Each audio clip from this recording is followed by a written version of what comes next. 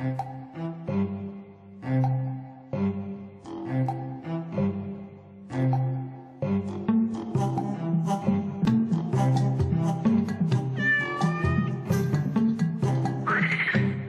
Terre est habitée par une colossale variété de créatures. La vie s'est insinuée partout, colonisant les milieux les plus divers, du pâturage normand au désert glacé, en passant par les forêts tropicales et les circonvolutions de nos estomacs. Combien d'espèces seriez-vous capable de citer? De mémoire, 10? 100? 1000? Selon les estimations, entre 5 et 100 millions d'espèces différentes peuplent la planète.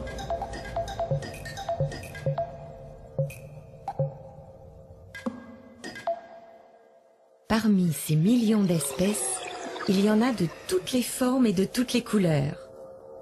Il existe des créatures énormes et d'autres qu'on ne voit pas à l'œil nu. Certaines vivent des siècles et d'autres quelques heures. Et puis, il y en a une qui possède une caractéristique vraiment bizarre. Bonjour. Alors, en effet, j'appartiens à une espèce assez particulière à laquelle on a donné toutes sortes de surnoms, le seigneur de la création, le parangon des animaux, etc. Ce serait trop long de tous les citer, mais mon nom scientifique, c'est Homo sapiens. Ah, attendez. Homo sapiens se caractérise dans la faune actuelle par sa station verticale permanente. C'est un primate de grande taille. Les membres postérieurs sont plus longs que les antérieurs. Et il n'y a pas de queue.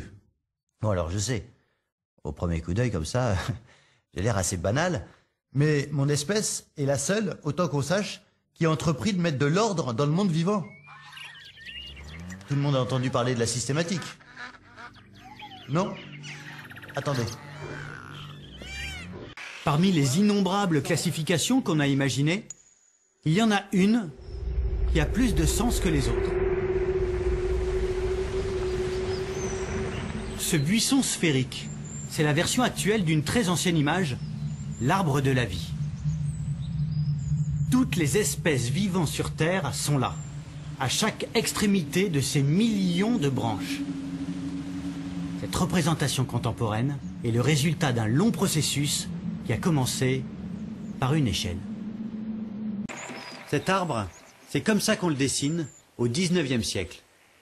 Un chêne gigantesque dont chaque rameau représente une espèce ayant habité la Terre à un moment donné. Là en bas, les espèces les plus primitives, et tout en haut, moi. Seulement, ce grand chêne raconte une histoire fausse. Le problème, c'est le tronc. Cette direction privilégiée, qui aboutit à mettre les uns en haut et les autres en bas, n'a aucune justification objective. L'arbre de la vie, il faudrait le dessiner plutôt comme ça.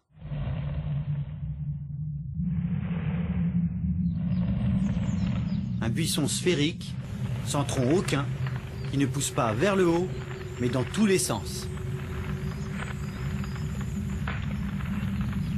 À la place d'un chêne, on se retrouve avec un buisson taillé en boule. Voyons ça de plus près. Les branches qui s'arrêtent en chemin représentent les espèces disparues. Ici, l'iguanodon. Là, le diplodocus. Celles qui atteignent la périphérie représentent les espèces qui vivent aujourd'hui. Ici, la truite saumonée. Là, le caniche à poil ras. Là-bas, le géranium. Et ici, moi.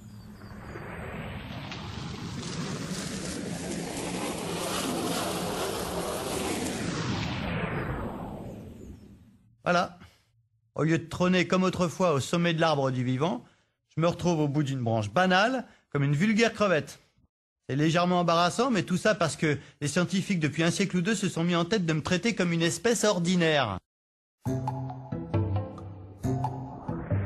Bon, maintenant, la bonne nouvelle, c'est qu'en reculant vers le centre de l'arbre, je vais découvrir toute une série d'embranchements qui me relient à toutes les espèces vivant sur Terre. Si on remonte dans cet arbre généalogique, on rencontre d'abord les branches éteintes des hommes préhistoriques. Puis celles qui mènent vers mes plus proches cousins vivants, le chimpanzé et le bonobo. Tous les trois, nous avons un ancêtre commun qui vivait en Afrique, il y a pas loin de 6 millions d'années. Notre arrière-grand-père à la 250 000e génération. Puis, en remontant encore d'1 million d'années, on rejoint la branche qui mène vers le gorille des montagnes. Puis, nettement plus haut, celle de l'orang-outan. Ce cousinage n'est pas évident au premier coup d'œil, mais l'étude des embryons permet de s'en faire une meilleure idée. Plus on recule dans l'embryogénèse, plus les différences entre moi et mes cousins du monde animal s'estompent. Tiens, par exemple, allons à l'embranchement suivant, celui des hominoïdes, là où je rejoins une dizaine d'espèces de gibbons.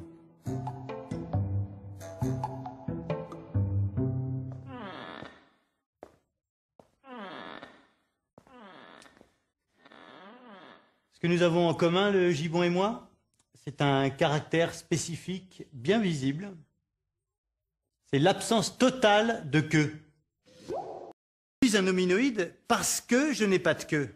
Ou plutôt parce que je n'en ai plus. Enfin, vous m'auriez connu quand j'étais jeune, c'était une autre histoire. Là, c'est moi à 41 jours. Et là, en bas, c'est bel et bien une queue. Sauf que pendant la 7e semaine, les vertèbres qui la composent s'atrophient et se soudent pour donner naissance à un coccyx, comme chez le gibbon. Aux environs de moins 25 millions d'années, la branche des hominoïdes, la mienne, rejoint une autre branche bien plus fournie. Je suis un similiforme, comme le sajou versicolore, et puis un aplorinien, comme le tarsier de Horsfield. Chacun des yeux de ce drôle de cousin est aussi gros que son cerveau. Du coup, sa vision nocturne est excellente. Sa conversation, par contre... Et puis, comme le lémurien laineux, comme le propithèque, je fais partie de la grande famille des primates. 188 espèces différentes au dernier recensement. L'ancêtre commun des primates vivait il y a 63 millions d'années, soit environ 7 millions de générations. Mais au fait, qu'est-ce qui me prouve que je fais vraiment partie de la famille?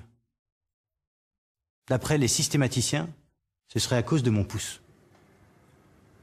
Le pouce opposable, qui est le premier doigt s'écartant de la main et permettant une préhension d'une branche ou d'un objet, ce pouce opposable est un trait que nous partageons avec les gorilles, ici présents, les chimpanzés, les babouins, les lémurs, les tarsiers. Ce pouce opposable n'existe pas chez les autres mammifères. Dans le cadre des mammifères, eh bien, cet écartement du pouce apparaît comme une innovation qui a été léguée par nos ancêtres communs au cours de l'évolution. Nous avons donc un ancêtre commun. Et ce groupe d'animaux ayant cet ancêtre commun s'appelle les primates. On peut voir un être vivant comme une série d'innovations acquises au cours de l'histoire de la vie.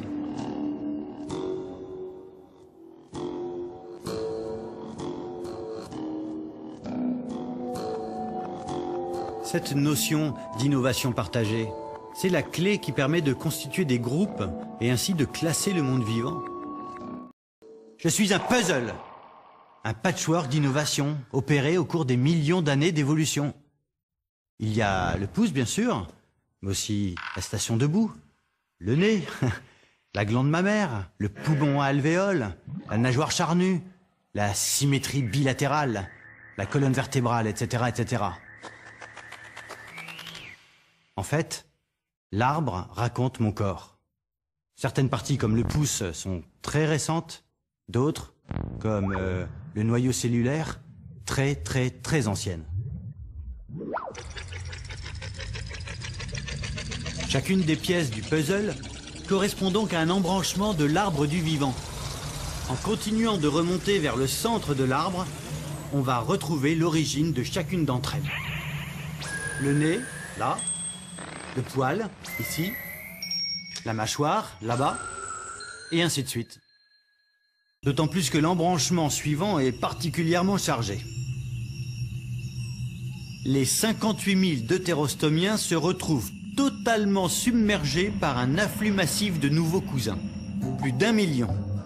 La branche qui mène vers moi, Homo sapiens, n'est qu'un petit rameau perdu au milieu d'un groupe énorme, les bilatériens.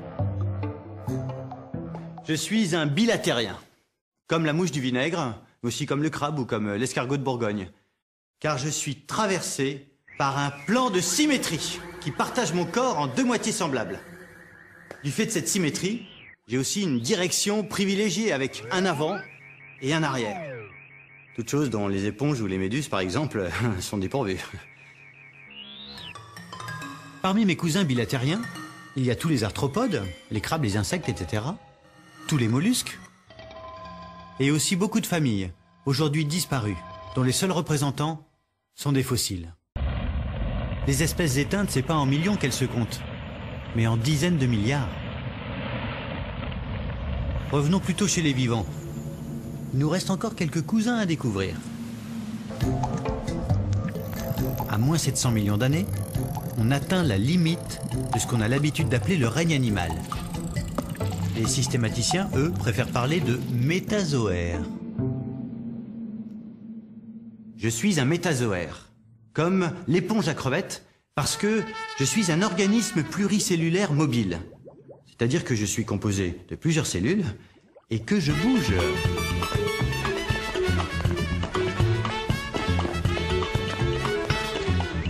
Tout de suite après, voilà des cousins beaucoup moins agités qu'on a pris l'habitude de regrouper sous le terme de végétaux. Alors c'est vrai, ils ont fait des choix de vie, différents. Et pourtant, je suis un eucaryote comme eux, comme le romarin, comme le séquoia géant et comme le géranium. Bon, je reconnais qu'entre lui et moi, la ressemblance n'est pas frappante. Il faut dire que notre ancêtre commun vivait il y a 1 milliard d'années, mais avec un bon microscope, il y a quand même un air de famille. Là, à droite, c'est la cellule du géranium. À gauche, c'est moi. Enfin, des cellules de mon épiderme. Leurs formes sont différentes, mais leurs structures sont les mêmes, avec ce compartiment spécial où est enfermé l'ADN, le noyau. C'est cette invention, le noyau, qui est l'innovation partagée des eucaryotes. Elle est commune aux animaux, aux végétaux, mais aussi à tout un tas d'organismes qui ne sont ni l'un ni l'autre. Des cousins composés d'une cellule unique, les unicellulaires.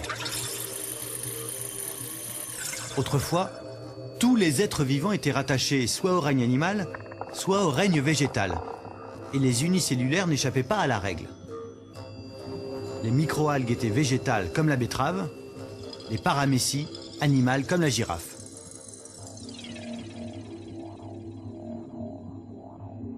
Aujourd'hui, on pense que les unicellulaires ne sont ni l'un ni l'autre.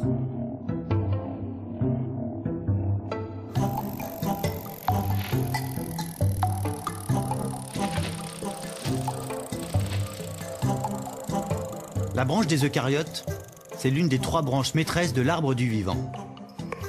Elle inclut les animaux, ici, les végétaux, là, et là-bas, une partie des